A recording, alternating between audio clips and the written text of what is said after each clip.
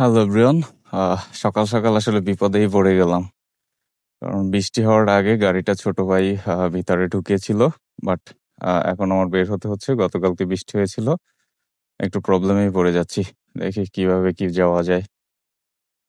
এই বিপদ থেকে যে কিভাবে উদ্ধার হব তা নিজেও জানি না ভাই। দেখেন রাস্তার অবস্থাটা, আসলে জেনে শুনে কেউ এরকম বিপদে পড়ে না। লাস্ট 2-3 দিন যাবৎ বৃষ্টি কম ছিল, সেই বৃষ্টি কম থাকার কারণে গাড়িটা ভিতরে ঢুকানো হয়েছে। বাট হুট করে বৃষ্টি আসার কারণে আমার কপালে এই ভোগ, কিছু করার নেই।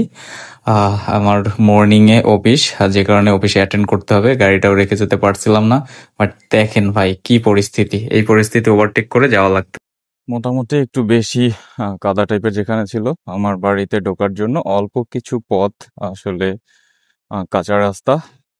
কিন্তু গত 2 দিন বৃষ্টি না হওয়ার কারণে মোটামুটি সবকিছু শুকিয়ে গিয়েছিল। এই কারণে গাড়িটা ভিতরে ঢুকানো, হুট করে গতকালকার বৃষ্টির কারণে তো আজকে এই বিপদে পড়া। আর তারপরও সেটা যতটুকু ভালো জায়গা আছে সেখান থেকে যাওয়ার চেষ্টা করতেছি।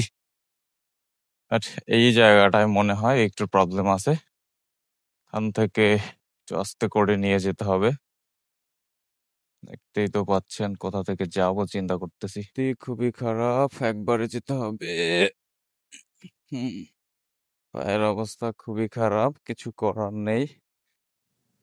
ভাই আমরা এতটাই অভাগা যে এখনো এই পরিস্থিতির মধ্যে দিয়ে এরকম রাস্তা পার করতে হয়। মোটামুটি এই রাস্তাটা খুবই সচল, হাট্টা থেকে বানেরপাড়ার যাওয়ার পথের। সমস্যা পার, কাদা যতটুকু লাগুক না কেন, এই অবস্থায় আমাকে একটু হাতে পায়ের ময়লাটা ক্লিন করতে হবে।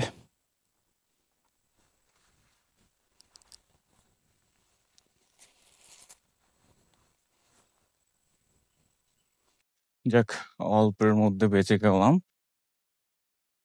আমি কাঁচা রাস্তা শেষ করে মোটামুটি ঢালাইয়ের রাস্তায় চলে এসেছি। আর তেমন একটা প্রবলেম ফেস করতে হবে না।